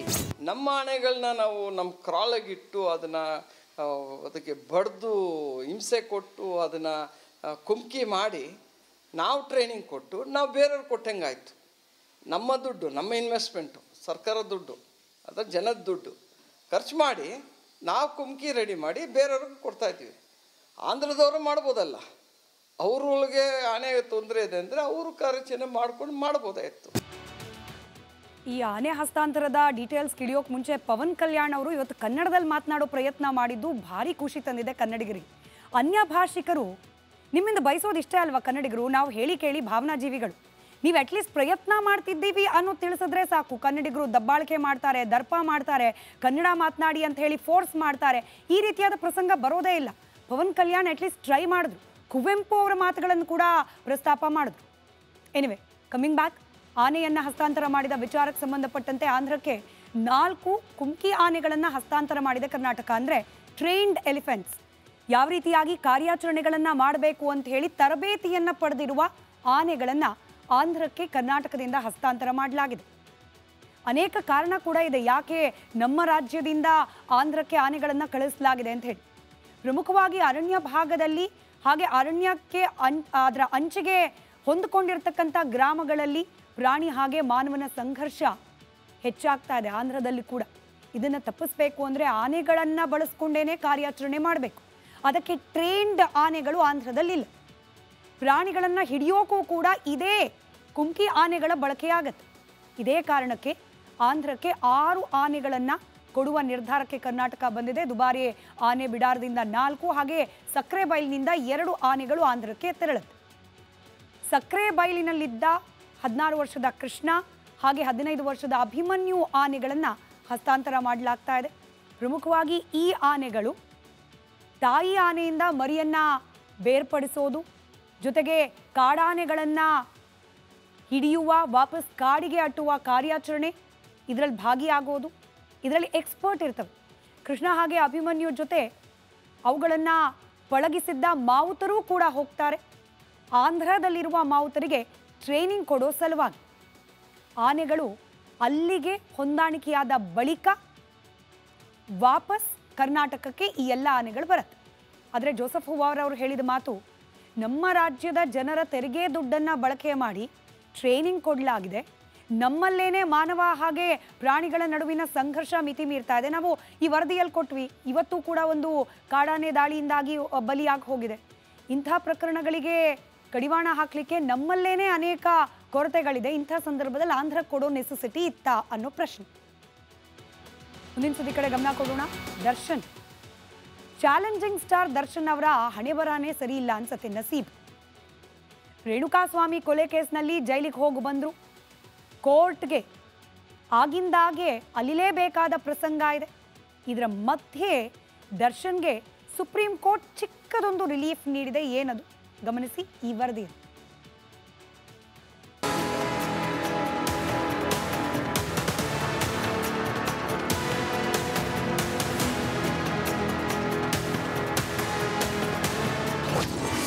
ಸ್ಯಾಂಡಲ್ವುಡ್ ಕಾಟೇರನ ಬೇಲ್ಗಿಲ್ಲ ಅಡ್ಡಿ. ದರ್ಶನ್ಗೆ ಸುಪ್ರೀಂ ಕೋರ್ಟ್ನಿಂದ ಸಣ್ಣ ಸಿಹಿ ಸುದ್ದಿ. ಚಿತ್ರದುರ್ಗದ ರೇಣುಕಾಸ್ವಾಮಿ ಹತ್ಯೆ ಪ್ರಕರಣಕ್ಕೆ ಸಂಬಂಧಿಸಿದಂತೆ ನಟ ದರ್ಶನ್ ಸೇರಿದಂತೆ ಇತರ ಆರೋಪಿಗಳು ನಿನ್ನೆ ಕೋರ್ಟ್ಗೆ ಹಾಜರಾಗಿದ್ರು. ಆಗ್ಲೇ ತನಿಖಾಧಿಕಾರಿಗಳು ನ್ಯಾಯಾಲಯಕ್ಕೆ ಹೆಚ್ಚುವರಿ ದೋಷಾರೋಪ ಪಟ್ಟಿಯನ್ನ ಸಲ್ಲಿಸಿದ್ರು. ಹಾಜರಾತಿ ದಾಖಲಿಸಿಕೊಂಡ ನ್ಯಾಯಾಲಯ ಜುಲೈ 10ಕ್ಕೆ ವಿಚಾರಣೆ ಮುಂದೂಡಿತು. ಆದ್ರೆ ಇದೀಗ ದರ್ಶನ್ ಜಾಮೀನು ಅರ್ಜಿ ರದ್ದತಿಗೆ ಸಂಬಂಧಿಸಿದಂತೆ ಸುಪ್ರೀಂ ಕೋರ್ಟ್ನಲ್ಲಿ ಅರ್ಜಿ ಮುಂದೂಡಿಕೆ ಮಾಡಲಾಗಿದೆ. ನ್ಯಾಯಮೂರ್ತಿ ಪರ್ದಿವಾಲ್ ಪೀಠ ದರ್ಶನ್ ಜಾಮೀನು ಅರ್ಜಿ ರದ್ದು ಕೇಸು ವಿಚಾರಣೆ ನಡೆಸಿತು. ಮೇ 26ರಿಂದ ಸುಪ್ರೀಂ ಕೋರ್ಟ್ಗೆ ಬೇಸಿಗೆ ರಜೆ ಶುರುವಾಗಲಿದೆ. ಹೀಗಾಗಿ ಜುಲೈ 13ರ ತನಕ ಸುಪ್ರೀಂ ಕೋರ್ಟ್ಗೆ ರಜೆ ಇರಲಿದೆ. ಆದ್ದರಿಂದ ವಿಚಾರಣೆ ದಿನಾಂಕ ಮುಂದಿನ ದಿನಗಳಲ್ಲಿ ಪ್ರಕಟವಾಗಲಿದೆ. ಜುಲೈ 13ರವರೆಗೆ ದರ್ಶನ್ ಯಾವ ಚಿಂತೆ ಇಲ್ಲದೆ ನೆಮ್ಮದಿಯಾಗಿ ಓಡಾಡಬಹುದು, ಶೂಟಿಂಗ್ ಮಾಡಬಹುದು. ಆದ್ರೆ ಪವಿತ್ರ ಗೌಡ ಬೆನ್ನು ಬಿದ್ದು ದರ್ಶನ್ ನಂಬರ್ ಪಡೆದಿರೋದ್ರಿಂದ ಅಭಿಮಾನಿಗಳಲ್ಲಿ ಆತಂಕ ಶುರುವಾಗಿದೆ. Bureau report, Republic Kannada. ಒಂದು ಕಡೆ ಚಿಕ್ಕ ರಿಲೀಫ್ ಆದರೆ ಮತ್ತೊಂದು ಕಡೆಯಲ್ಲಿ ಮತ್ತೆ ಟೆನ್ಷನ್. ದರ್ಶನ್ಗಿದೀಗ ಹೊಸ ಚಾರ್ಜ್ ಶೀಟ್ನ ಕಾಟ ಶುರುವಾಗಿದೆ. ರೇಣುಕಾಸ್ವಾಮಿ ಕೊಲೆ ಪ್ರಕರಣ, ಈ ಪ್ರಕರಣಕ್ಕೆ ಸಂಬಂಧಪಟ್ಟಂತೆ ಜೈಲು ಪಾಲಾದರೂ, ಜೈಲಿನಿಂದ ಆಚೆ ಬಂದರೂ, ಆಪರೇಷನ್ ಇನ್ನೂ ಆಗಿಲ್ಲ, ಆದರೂ ದರ್ಶನ್ ಅವರು ಆರಾಮಾಗಿ ಓಡಾಡ್ಕೊಂಡಿದ್ದಾರೆ. ಎನಿವೆ, ಇದರ ವಿಚಾರಣೆಯನ್ನಂತೂ ಆಗಿಂದಾಗೆ ಎದುರಿಸ್ತಲೇ ಇದ್ದಾರೆ. ನಿನ್ನೆ ಕೂಡ ಕೋರ್ಟ್ಗೆ ಹಾಜರಾಗಿದ್ದು ದರ್ಶನ್, ಪವಿತ್ರ ಇತ್ಯಾದಿ ಆರೋಪಿಗಳು. ಪ್ರಕರಣದ ತನಿಖೆಯನ್ನು ACP ಚಂದನ್ ಕುಮಾರ್ ಅವರು ನಡೆಸ್ತಾ ಇದ್ದಾರೆ. ನಿನ್ನೆ ದರ್ಶನ್ ಹಾಗೆ ಸಂಗಡಿಗರ ವಿರುದ್ಧ ಹೆಚ್ಚುವರಿ ಚಾರ್ಜ್ ಶೀಟನ್ನು ಸಲ್ಲಿಕೆ ಮಾಡಿದ್ದಾರೆ ತನಿಖಾಧಿಕಾರಿಗಳು. ಈ ಹೆಚ್ಚುವರಿ ಚಾರ್ಜ್ ಶೀಟ್ನಿಂದ ಆರೋಪಿಗಳಿಗೆ ಮತ್ತೆ ಸಂಕಷ್ಟ ಎದುರಾಗುವ ಸಾಧ್ಯತೆ ದಟ್ಟವಾಗ್ತಾ ಇದೆ. 132 ಪುಟದ ಚಾರ್ಜ್ ಶೀಟ್, ಅದರಲ್ಲಿ ಈ ಕೇಸ್ಗೆ ಸಂಬಂಧಪಟ್ಟ ಮಹತ್ವದ ಮಾಹಿತಿಗಳು ಅಡಗಿದೆ ಅನ್ನೋ ಡೀಟೇಲ್ಸ್ ಇದೆ. ಚಾರ್ಜ್ ಶೀಟ್ನಲ್ಲಿ ಕೆಲ ಮಹತ್ವದ ಸಾಕ್ಷ್ಯಗಳ ಬಗ್ಗೆ ಕೂಡ ಉಲ್ಲೇಖ ಇದೆ. ಸಾಕ್ಷ್ಯಗಳು ಯಾಕೆ ಇಲ್ಲಿ ತುಂಬ ಇಂಪಾರ್ಟೆಂಟ್ ಆಗುತ್ತೆ ಅಂದರೆ, ಈ ಬೇಲ್ ಹಿಯರಿಂಗ್, ದರ್ಶನ್ ಹಾಗೆ ಇತರೆ ಆರೋಪಿಗಳು ಜಾಮೀನಿಗಾಗಿ ಅರ್ಜಿ ಸಲ್ಲಿಕೆ ಮಾಡಿದ್ದಾಗ ನಡೆದ ವಿಚಾರಣೆ ಸಂದರ್ಭದಲ್ಲಿ ಕೋರ್ಟ್ನಲ್ಲಿ ದರ್ಶನ್ ಹಾಗೆ ಇತರೆ ಆರೋಪಿಗಳ ಪರ ವಕೀಲರು ಈ ಪ್ರಕರಣಕ್ಕೆ ಸಾಕ್ಷಿ ಇಲ್ಲ, ದರ್ಶನ್ ಅಲ್ಲಿ ಇರಲೇ ಇಲ್ಲ, ಸುಖ ಸುಮ್ಮನೆ ಅವರನ್ನ ಇಲ್ಲಿ ಎಳೆತರಲಾಗ್ತಾ ಇದೆ. ದರ್ಶನ್ ಅವರು ಕೊಲೆ ಸಂದರ್ಭದಲ್ಲಿ ಎಲ್ಲಿ ಇದ್ರು ಅನ್ನೋದಕ್ಕೂ ಸಾಕ್ಷ್ಯಗಳಿಲ್ಲ. ಈ ರೀತಿಯಾದ ವಾದವನ್ನು ಮಂಡಿಸಿದ್ರು. ಆದರೆ ಚಾರ್ಜ್ ಶೀಟ್ನಲ್ಲಿ ಕೆಲ ಸಾಕ್ಷ್ಯಗಳ ಹೇಳಿಕೆಯನ್ನ ಕೂಡ ದಾಖಲು ಮಾಡಲಾಗಿದೆ.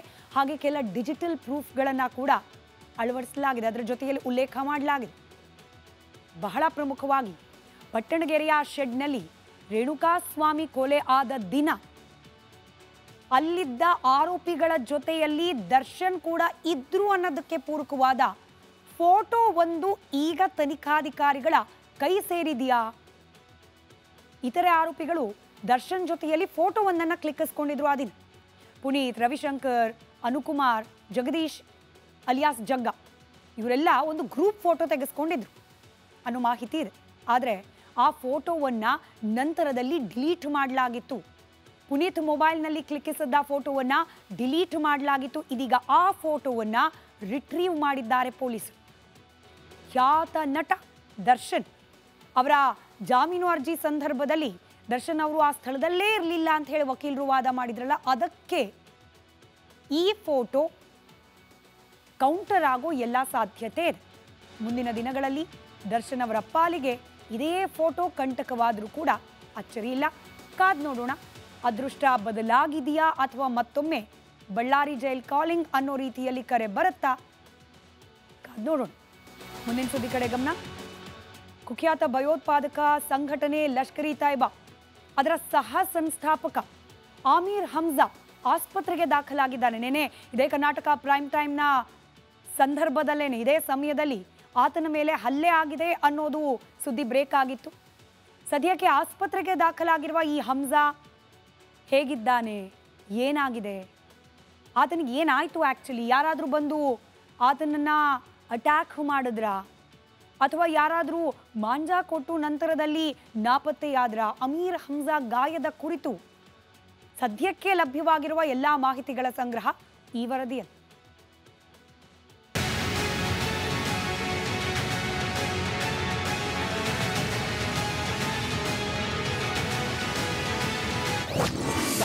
ಗಾಯಗೊಂಡು ಆಸ್ಪತ್ರೆ ಸೇರಿದ ಲಷ್ಕರ್ ಉಗ್ರ. ಹಮ್ಜಾಗೆ ಮಾಂಜಾ ಕೊಟ್ಟು ಕಳಿಸಿದ್ದು ಯಾರು? ಲಷ್ಕರ್ ಎ ತೊಯ್ಬಾ ಉಗ್ರ ಸಂಘಟನೆಯ ಸಹ ಸಂಸ್ಥಾಪಕ ಅಮೀರ್ ಹಮ್ಜಾ ಲಾಹೋರ್ನಲ್ಲಿ ತೀವ್ರವಾಗಿ ಗಾಯಗೊಂಡಿದ್ದಾನೆ. ಈ ಗಾಯಗಳಿಗೆ ಏನು ಕಾರಣ ಎಂಬುದು ತಿಳಿದು ಬಂದಿಲ್ಲವಾದರೂ ಸ್ಥಳೀಯ ಆಸ್ಪತ್ರೆಯಲ್ಲಿ ಚಿಕಿತ್ಸೆ ಪಡೆಯುತ್ತಿದ್ದಾನೆ.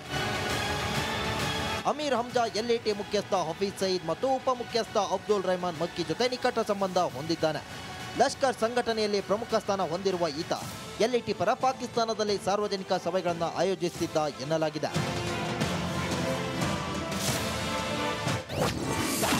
ಶಾಲಾ ಬಸ್ಗೆ ಆತ್ಮಾಹುತಿ ಬಾಂಬ್ ದಾಳಿ, 4 ಮಕ್ಕಳು ಸಾವು, 38 ಮಂದಿಗೆ ಗಾಯ.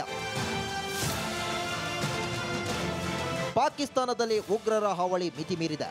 ಕುಜ್ದಾರ್ ಬಳಿ ಶಾಲಾ ಬಸ್ ಮೇಲೆ ಆತ್ಮಾಹುತಿ ಬಾಂಬ್ ದಾಳಿ ನಡೆದಿದ್ದು 4 ಮಕ್ಕಳು ಸಾವನ್ನಪ್ಪಿದ್ದಾರೆ, 38 ಮಂದಿ ಗಾಯಗೊಂಡಿದ್ದಾರೆ. ಗಾಯಗೊಂಡವರನ್ನು ಆಸ್ಪತ್ರೆಗೆ ದಾಖಲಿಸಲಾಗಿದೆ. ಪಾಕ್ ಆಫರ್ಗೆ ಹಚ ಎಂದ ಭಾರತ. ಪಾಲ್ಗಾಮ್ ಭಯೋತ್ಪಾದಕ ದಾಳಿಯ ಜಂಟಿ ತನಿಖೆಯ ಪ್ರಸ್ತಾವನೆ ಸಲ್ಲಿಸಿದ್ದ ಪಾಕಿಸ್ತಾನಕ್ಕೆ ಭಾರತ ಸೂಕ್ತ ತಿರುಗೇಟು ನೀಡಿದೆ. ಕಳ್ಳನಿಂದ ಕಳ್ಳತನದ ತನಿಖೆ ಹೇಗೆ ಸಾಧ್ಯ ಎಂದು ಮಾರ್ಮಿಕವಾಗಿ ಪ್ರಶ್ನಿಸಿರುವ ಭಾರತ ಜಂಟಿ ತನಿಖೆಯ ಪ್ರಸ್ತಾವನೆಯನ್ನ ಸ್ಪಷ್ಟವಾಗಿ ತಿರಸ್ಕರಿಸಿದೆ. News desk, republic Kannada. ಈ ಹಮ್ಜಾ ಯಾರು, ಈತನ ಕಾರ್ಯಚಟುವಟಿಕೆ ಹೆಂಗಿತ್ತು, ಈತ ಇನ್ ಕೇಸ್ ಏನಾದರೂ ಆಸ್ಪತ್ರೆ ಬೆಡ್ ಮೇಲೇನೆ ಖಲಾಸ್ ಆಗಿ ಹೋದ್ರೆ ಈ ಉಗ್ರಗಾಮಿ ಸಂಘಟನೆಗಳಿಗೆ, ಅದರಲ್ಲೂ ಬಹಳ ಪ್ರಮುಖವಾಗಿ LAT ಲಷ್ಕರ್ ಎ ತೈಬಾ ಈ ಸಂಘಟನೆಗೆ ಆಗುವ ನಷ್ಟ ಏನು ಅದನ್ನು ಕ್ವಿಕ್ಕಾಗಿ ಗಮನಿಸ್ತಾ ಹೋಗೋಣ. ಅಮೀರ್ ಹಮ್ಜಾ ಉಗ್ರ ಜಗತ್ತಿನಲ್ಲಿ ಭಯಾನಕ ಹೆಸರು. ಭಾರತದ ಮೇಲಾದ ಅನೇಕ ದಾಳಿಗಳ ಹಿಂದೆ ಕೂಡ ಈತ ಇದ್ದ ಅನ್ನೋದಕ್ಕೆ ಸಾಕ್ಷ್ಯಗಳಿದೆ. ಲಷ್ಕರ್ ಎ ತೊಯ್ಬಾ ಭಯೋತ್ಪಾದಕ ಸಂಘಟನೆಯ ಸ್ಥಾಪಕರಲ್ಲಿ ಈತ ಕೂಡ ಒಬ್ಬ. ನಾನಾಗಲೇ ಹೇಳಿದಾಗೆ ಭಾರತದಾದ್ಯಂತ ಭಯೋತ್ಪಾದನೆಯನ್ನ ಹರಡಿದ್ರ ಹಿಂದೆ ಈತನ ಕೈವಾಡ ಪಾತ್ರ ಕೂಡ ಇದ್ದೇ ಇದೆ. ಇದರ ಜೊತೆಯಲ್ಲೇ ಜಮ್ಮು ಕಾಶ್ಮೀರ ಭಾಗದಲ್ಲಿ, ಪ್ರಮುಖವಾಗಿ ಭಾರತದ ಜಮ್ಮು ಕಾಶ್ಮೀರ ಭಾಗದಲ್ಲಿ ಅಶಾಂತಿಯನ್ನ ಸೃಷ್ಟಿ ಮಾಡೋದ್ರ ಹಿಂದೆ ಈತನ ಕೈವಾಡ ಇದೆ. ಇನ್ಫ್ಯಾಕ್ಟ್ ಇವರ ಮೂಲ ಉದ್ದೇಶನೇ ಅದು, ಜಮ್ಮು ಕಾಶ್ಮೀರ ಪ್ರದೇಶದಲ್ಲಿ ಅನ್ರೆಸ್ಟ್ ಕ್ರಿಯೇಟ್ ಮಾಡೋದು. ಪ್ರತಿ ಬಾರಿ ಕೂಡ. ಇನ್ನು ಈತ ಹಾಗೆ ಹಫೀಜ್ ಸಯೀದ್ ನಡುವೆ ಯಾವ ರೀತಿಯಾದ ಸಂಬಂಧ ಇತ್ತು, ಇನ್ಫ್ಯಾಕ್ಟ್ ಇಡೀ ಉಗ್ರಗಾಮಿ ಚಟುವಟಿಕೆಗಳು ನಡೆಯೋ ಸಂದರ್ಭದಲ್ಲಿ ಈತನ ಪಾತ್ರ ಏನಿತ್ತು ಅದನ್ನು ಕೂಡ ಗಮನಿಸ್ತಾ ಹೋಗೋಣ. ಈತನನ್ನ ಹೇಳದೆ ಕೇಳದೆ ಹಫೀಜ್ ಸಯೀದ್ ಯಾವುದೇ ಕೆಲಸವನ್ನ ಮಾಡ್ತಾ ಇರಲಿಲ್ಲ. ಯಾವುದೇ ಚಟುವಟಿಕೆ ಮಾಡಬೇಕು ಅಂದ್ರು, ಯಾವುದೇ ಪ್ಲಾನಿಂಗ್ಗಳನ್ನು ಮಾಡಬೇಕು ಅಂದ್ರು ಅಲ್ಲಿ ಹಮ್ಜಾನ ಕಟ್ಟಪ್ಪಣೆ, ಆತನ ಸಲಹೆ ಸೂಚನೆ ಇರಲೇಬೇಕಾಗಿತ್ತು.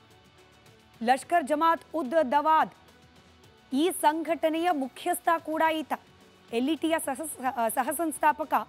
ಅದರ ಜೊತೆಯಲ್ಲೇ ಲಷ್ಕರ್ನದ್ದೇ ಮತ್ತೊಂದು ಅಂಗ ಜಮಾತ್ ಉದ್ ದವಾದ್ ಸಂಘಟನೆ, ಅದರ ಮುಖ್ಯಸ್ಥ ಆಗಿದ್ದಾತ ಈತ. ಅಂತಾರಾಷ್ಟ್ರೀಯ ಮಟ್ಟದಲ್ಲಿ ಈ ಉಗ್ರಗಾಮಿ ಚಟುವಟಿಕೆಗಳಿಗೆ ಹಣವನ್ನು ಸಂಗ್ರಹ ಮಾಡೋದ್ರಲ್ಲಿ ಈತನ ಪಾತ್ರ ಬಹಳ ನಿರ್ಣಾಯಕವಾಗಿತ್ತು.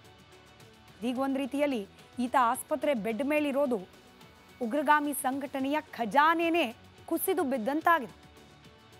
ಹಣ ಸಂಗ್ರಹ ಮಾಡೋದ್ರಲ್ಲಿ ಈತನೇ ಮುಂಚೂಣಿಯಲ್ಲಿ ನಿಲ್ತಾ ಇದ್ದ. 2012ರಲ್ಲಿ ಅಂತಾರಾಷ್ಟ್ರೀಯ ಉಗ್ರ ಅನ್ನೋ ಪಟ್ಟ ಈತನ ಹಣೆಗೆ ಅಂಟಿಸಿತ್ತು ಅಮೆರಿಕ. ಮುಂಬೈ ದಾಳಿ ನಡೆಸದ್ದು ಈತನ ದೊಡ್ಡ ಪಾತ್ರ ಅದರಲ್ಲೂ ಕೂಡ ಇದ್ದೇ ಇದೆ. ಮುಂಬೈ ದಾಳಿ ವೇಳೆ ಲಷ್ಕರ್ ಕಾರ್ಯಾಚರಣೆಯ ಕಮಾಂಡರ್ ಆಗಿದ್ದಾತ ಕೂಡ ಇದೇ ಹಮ್ಜಾ. 2024 ಜಮ್ಮು ಮತ್ತು ಕಾಶ್ಮೀರದಲ್ಲಿ ಬಸ್ ಮೇಲೆ ಆದಂತಹ ದಾಳಿ ಆಗಿರಬಹುದು, ಅಥವಾ ಶಿವದೇಗುಲದಿಂದ ಬರ್ತಾ ಇದ್ದ ಯಾತ್ರಿಕರ ಬಸ್ ಮೇಲೆ ದಾಳಿ ನಡೆಸಿದ ಸಂದರ್ಭ ಜಮ್ಮು ಮತ್ತು ಕಾಶ್ಮೀರದಲ್ಲಿ ಶಸ್ತ್ರಾಸ್ತ್ರಗಳನ್ನು ಕಳ್ಳ ಸಾಗಣೆ ಮಾಡ್ತಾ ಇದ್ದ ಪ್ರಕರಣಗಳು, ಇದೆಲ್ಲದರ ಹಿಂದಿದ್ದು ಈತನೇ. ಇನ್ನು ಡ್ರೋನ್ಗಳ ಮೂಲಕ ಶಸ್ತ್ರಾಸ್ತ್ರಗಳ ಪೂರೈಕೆಯಲ್ಲಿ ಈತ ಪಂಟರಾಗಿದ್ದ ಅನ್ನೋ ಮಾಹಿತಿ ಕೂಡ ಇದೆ. ಭಯೋತ್ಪಾದಕ ತರಬೇತಿ ಕೇಂದ್ರಗಳನ್ನು ನಡೆಸ್ತಾ ಇದ್ದದ್ದು ಕೂಡ ಈತನೇ. ಹೊಸ ಉಗ್ರರನ್ನ ರಿಕ್ರೂಟ್ ನೇಮಕ ಮಾಡ್ಕೊಳ್ತಾ ಇದ್ದಿದ್ದು ಕೂಡ ಈತನೇ. ಹೀಗಾಗಿ ಈತನ ಮೇಲಾಗಿರುವ ಈ ಹಲ್ಲೆ ಒಂದರ್ಥದಲ್ಲಿ LET ಉಗ್ರಗಾಮಿ ಸಂಘಟನೆಯ ಮೇಲಾದ ಅತ್ಯಂತ ಪ್ರಬಲವಾದ ದಾಳಿ. ಬದುಕುಳಿದ್ರೆ ಹೆಚ್ಚು ಅನ್ನೋ ಪರಿಸ್ಥಿತಿಯಲ್ಲಿ ಸದ್ಯಕ್ಕೀತ ಇರೋ ರೀತಿಯಲ್ಲಿ ಆ ಫೋಟೋ ಒಂದೇನು ಲಭ್ಯ ಆಗಿತ್ತು, ಆಸ್ಪತ್ರೆಯ ಬೆಡ್ ಮೇಲಿರೋದು ಹಾಗೆ ಕಾಣ್ತಾ ಇದೆ. ಕಾದು ನೋಡಬೇಕು ಈತ ಬದುಕಿದ್ದಾನಾ ಅಥವಾ ಅದೇ ಅನಾಮಧೇಯ ಬಂದೂಕುದಾರಿಗಳ ದಾಳಿಗೆ ಈತ ಕೂಡ ಹತನಾದ ಅನ್ನೋ ಸುದ್ದಿ ಬರುತ್ತಾ ಅಂತ ಹೇಳಿ. ಪಾಕಿಸ್ತಾನದ ಮತ್ತಷ್ಟು ಸುದ್ದಿ ಕಡೆ ಕ್ವಿಕ್ ಗಮನ ಕೊಡೋಣ. ಪಾಕಿಸ್ತಾನವನ್ನ ಹಾಗೆ ಅಲ್ಲಾಗ್ತಾ ಇರುವ ಚಟುವಟಿಕೆಗಳನ್ನ ಇನ್ ಡೀಟೇಲ್ ಆಗಿ ನಿಮ್ಮ ಮುಂದೆ ನಾವು ಈ ಪಹಲ್ಗಾಮ್ ದಾಳಿಯಾದ ದಿನದಿಂದಲೂ ಕೂಡ ಪ್ರಸ್ತುತಪಡಿಸ್ತಾ ಇದ್ದೇವೆ. ಪಾಕಿಸ್ತಾನದ ನೆಲದಲ್ಲಿರ್ತಕ್ಕಂಥ ಪ್ರತಿಯೊಬ್ಬ ಉಗ್ರನನ್ನ ಹುಡುಕಿ ಮಟ್ಟ ಹಾಕುವ ಪಣವನ್ನ ಭಾರತ ತೊಟ್ಟಿದೆ. ಇದೀಗ ಯಾವ್ಯಾವ ಉಗ್ರರನ್ನ ಭಾರತಕ್ಕೆ ಹಸ್ತಾಂತರ ಮಾಡಬೇಕು ಅನ್ನೋದರ ಪಟ್ಟಿ ಕೂಡ ರೆಡಿಯಾಗಿದೆ. ಒಂದು ವೇಳೆ ಭಾರತದ ಈ ಮಾತನ್ನ ಕೇಳದೆ ಹೋದರೆ ಮತ್ತೊಮ್ಮೆ ದಾಳಿ ಮಾಡೋದಾಗಿ ಭಾರತ ಎಚ್ಚರಿಕೆ ನೀಡಿದೆ. ಈ ಬಗ್ಗೆ ಒಂದು ವರದಿ ನಿಮ್ಮ ಮುಂದೆ.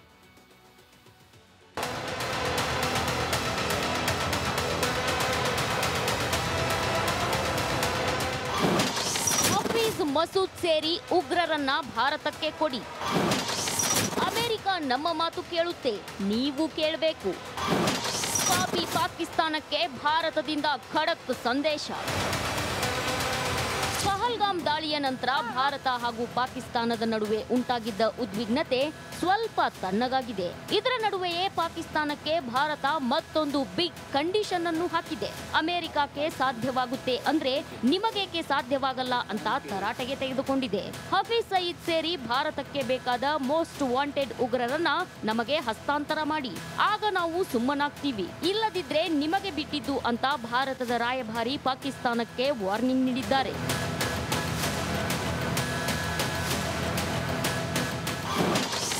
ಭಾರತ ಕೇಳಿದ ಉಗ್ರರ ಲಿಸ್ಟ್ನಲ್ಲಿ ಮುಂಬೈ ದಾಳಿ ಮಾಸ್ಟರ್ ಮೈಂಡ್ಗಳಾದ ಹಫೀಜ್ ಮೊಹಮ್ಮದ್, ಸಾಜಿದ್ ಮಜೀದ್, 1993ರ ಬಾಂಬೆ ಬ್ಲಾಸ್ಟ್ ರೂವಾರಿಗಳಾದ ದಾವೂದ್ ಇಬ್ರಾಹಿಂ, ಮೆಮೋನ್ ಇಬ್ರಾಹಿಂ, ಭಾರತ ವಿರೋಧಿ ಕೃತ್ಯಗಳಲ್ಲಿ ಭಾಗಿಯಾದ ಛೋಟಾ ಶಕೀಲ್, ಪಾರ್ಲಿಮೆಂಟ್ ದಾಳಿ ಸೂತ್ರಧಾರ ಮೌಲಾನಾ ಮಸೂದ್ ಅಜರ್, ಭಾರತದಲ್ಲಿ ಉಗ್ರ ಕೃತ್ಯ ನಡೆಸೋ ಸೈಯದ್ ಸಲಾಹುದ್ದೀನ್, 1999ರ ವಿಮಾನ ಅಪಹರಣಕಾರರಾದ ಸಲೀಂ ಮೊಹಮ್ಮದ್, ಚೀಮಾ ಅಜಂ, ಡಿ ಗ್ರೂಪ್ ಸದಸ್ಯ ರಿಯಾಜ್ ಅಬೂಬಕರ್ ಖತ್ರಿಯನ್ನ ಭಾರತ ಕೇಳಿದೆ. ಸಂಪೂರ್ಣ ಪಾಕಿಸ್ತಾನವನ್ನ ಹೊಡೆದು ಹಾಕೋ ತಾಕತ್ತು ಭಾರತಕ್ಕಿದೆ. ಬದುಕುಳಿಯಲು ಬಿಲಗಳನ್ನ ಹುಡುಕಬೇಕಾಗುತ್ತೆ ಅಂತ ಭಾರತದ air defence system director general ಹೇಳಿರೋದು ಕೂಡ ಪಾಕಿಸ್ತಾನವನ್ನ ನಡುಗುವಂತೆ ಮಾಡಿದೆ. News desk republic Kannada.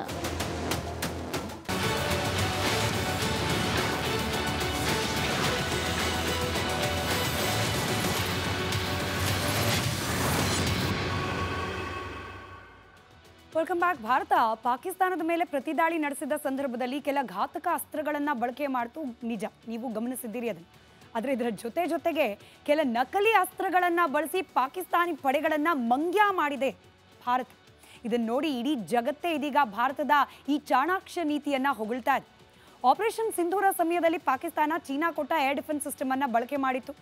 ಆ ಏರ್ ಡಿಫೆನ್ಸ್ ಸಿಸ್ಟಮನ್ನು ದಾರಿ ತಪ್ಪಿಸೋಕೆ ಭಾರತೀಯ ವಾಯುಪಡೆ ಫೈಟರ್ ಜೆಟ್ಗಳಂತೆ ಕಾಣುವ ನಕಲಿ ಡ್ರೋನ್ಗಳನ್ನು ಬಳಸಿತ್ತು.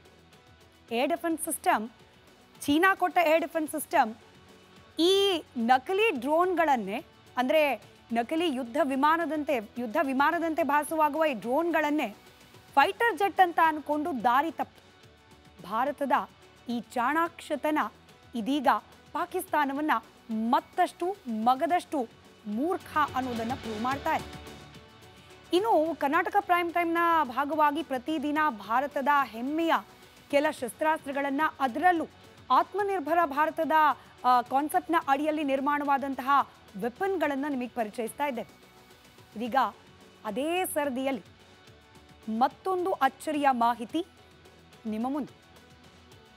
ಪಾಕಿಸ್ತಾನ 100, 200, 300ರ ಸಂಖ್ಯೆಯಲ್ಲಿ ಡ್ರೋನ್ಗಳನ್ನು ಕಳಿಸ್ತಾ ಇತ್ತು. ಎಷ್ಟೆಷ್ಟು ರೂಪಾಯಿ ಕೊಟ್ಟು ಅದನ್ನು ಚೀನಾದಿಂದ, ಟರ್ಕಿಯಿಂದ ಖರೀದಿ ಮಾಡಿತ್ತೋ ಏನೋ. ಆದರೆ ಇದನ್ನು ಹೊಡೆದು ಹಾಕಿದ್ದು ಕೇವಲ 200 ರೂಪಾಯಿಯಲ್ಲಿ. ಅಂದರೆ ನೀವು ನಂಬಲೇಬೇಕು, ಭಾರತ ಸೇನೆ ಶಸ್ತ್ರಾಸ್ತ್ರಗಳ ಬಲ ಕಂಡು ಇದೀಗ ಜಗತ್ತೇ ದಂಗಾಗ್ತಾ ಇದೆ. 3-4 ದಿನಕ್ಕೆ ಮಂಡಿಯೂರು ಹೋಯಿತು ಪಾಕಿಸ್ತಾನ. ಕದನ ವಿರಾಮಕ್ಕಾಗಿ ಅಮೆರಿಕ ತನಕ ಹೋಗಿ ಗೋಗರಿತು ಪಾಕಿಸ್ತಾನ. ಗುಂಡು, ಬಾಂಬು, ಫಿರಂಗಿ, ಕ್ಷಿಪಣಿ ಇದ್ಯಾವುದನ್ನು ಕೂಡ ಪ್ರಯೋಗ ಮಾಡದೆ ಶತ್ರುಗಳ ಡ್ರೋನನ್ನು, ಕ್ಷಿಪಣಿಗಳನ್ನು ನಾಶ ಮಾಡುವ ತಂತ್ರಜ್ಞಾನ ಭಾರತದ ಜೊತೆಯಲ್ಲಿದೆ. ಅದೇ mark 2A laser directed energy weapon. ಸಂಪೂರ್ಣವಾಗಿ ಭಾರತದಲ್ಲೇ ತಯಾರಾಗಿರುವ ಮಾರ್ಕ್ 2A ಆಂಧ್ರ ಪ್ರದೇಶದ ಕರ್ನೂಲ್ನಲ್ಲಿ ಇದರ ಯಶಸ್ವಿ ಪರೀಕ್ಷೆ ಕೂಡ ಆಗಿತ್ತು. ಹೈದರಾಬಾದ್ನ DRDOದ high energy systems lab CHESS ಹಾಗೆ ಹಲವಾರು ಭಾರತೀಯ ಸಂಸ್ಥೆಗಳು ಸೇರಿ ತಯಾರಿಸಿವೆ ಈ ಮಾರ್ಕ್ 2 ವೆಪನ್ ಅನ್ನು. ಪಾಕಿಸ್ತಾನ ವಿರುದ್ಧದ ಸಂಘರ್ಷದ ಸಮಯದಲ್ಲಿ ಈ ಮಾರ್ಕ್ 2 ಕಮಾಲ್ ಮಾಡಿದೆ. ಹಲವಾರು ಡ್ರೋನ್ಗಳನ್ನು ಏಕಕಾಲಕ್ಕೆ ವಿಫಲಗೊಳಿಸಿದ್ದು ಹೆಮ್ಮೆಯ ಮಾರ್ಕ್ 2A. ಇದರಲ್ಲಿ ಅಪಾರ ಶಕ್ತಿಯ ಲೇಸರನ್ನು ಅಳವಡಿಸಲಾಗಿರುತ್ತೆ. ಶತ್ರು ರಾಷ್ಟ್ರದಿಂದ ಬರುವ ಡ್ರೋನ್ ಮೇಲೆ ಪ್ರಬಲವಾದ ಲೇಸರ್ ರೇಗಳು ಹರಿಯುತ್ತೆ, ಲೇಸರ್ ಕಿರಣಗಳು. ಮಾರ್ಕ್ 2A ಲೇಸರ್ ಅಬ್ಬರಕ್ಕೆ ಪಾಕಿಸ್ತಾನದ ಡ್ರೋನ್ಗಳು, ಅಂದರೆ ಟರ್ಕಿ ನಿರ್ಮಿತ ಡ್ರೋನ್ಗಳು ನಾಶವಾಗಿ ಹೋಯಿತು. ಮಾರ್ಕ್ 2A ನಿರ್ವಹಣೆಗೆ ಖರ್ಚಾಗೋದೆಷ್ಟು ಗೊತ್ತಾ? ಕೇವಲ 2 ಲೀಟರ್ ಪೆಟ್ರೋಲ್ನಷ್ಟು ದುಡ್ಡು ಸಾಕು. 200-250 ರೂಪಾಯಿ, ಸರಿಸುಮಾರು 200-250 ರೂಪಾಯಿ ಖರ್ಚಿನಲ್ಲೇ ಟರ್ಕಿ ಮೇಡ್ ಪಾಕಿಸ್ತಾನದ 100 ಡ್ರೋನ್ಗಳನ್ನು, ಕೋಟಿ ಬೆಲೆ ಬಾಳುವ ಕ್ಷಿಪಣಿಗಳನ್ನು ಹೊಡೆದು ಹಾಕಿದೆ ಭಾರತ. ಕೇವಲ 200 ರೂಪಾಯಿಯಲ್ಲಿ ಶತ್ರು ರಾಷ್ಟ್ರದ ಡ್ರೋನ್ ಹಾಗೆ ಕ್ಷಿಪಣಿಗಳನ್ನು ನಾಶ ಮಾಡಿ ಹಾಕ್ತೀವಿ ಅನ್ನೋದನ್ನು ಪಾಕಿಸ್ತಾನವೂ ಸೇರಿದಂತೆ ಇಡೀ ಜಗತ್ತಿಗೆ ತೋರಿಸಿದೆ ಭಾರತ. ಅದರೊಂದಿಗೆ ಇವತ್ತಿನ ಕರ್ನಾಟಕ ಪ್ರೈಮ್ ಟೈಮ್ ಅನ್ನ ಮುಗಿಸ್ತಾ ಇದ್ದೀವಿ. ಆರೋಗ್ಯ ಹಾಗೂ ನ್ಯೂಟ್ರಿಷನ್ ಸಿಗುತ್ತೆ, ನೋಡಿ ಬಾಡಿ ಸ್ಟ್ರಾಂಗ್ ಆಗುತ್ತೆ, ಸ್ವಲ್ಪ ತಿಂದು ಹಸಿವು ನಿಗುತ್ತೆ, ಡೈಜೆಷನ್ಗೆ ಇಲ್ಲ ಅಪಾಯ. MDH ಸೋಯಾ ಟೀ ಅಸಲಿ ಪ್ರೋಟೀನ್. MDH